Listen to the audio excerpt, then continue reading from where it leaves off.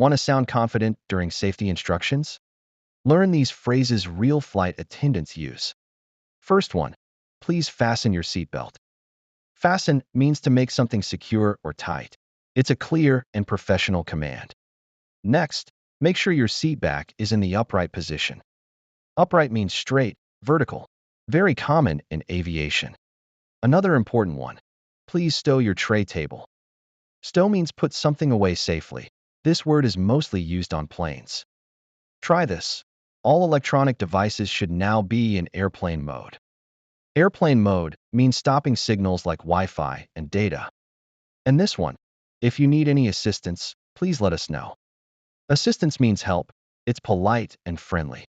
Practice these phrases and you'll sound like a real flight attendant in no time. Follow for episode 3 of 1 Minute English for Flight Attendants. This is Piece of Cake Speak English. Don't miss out.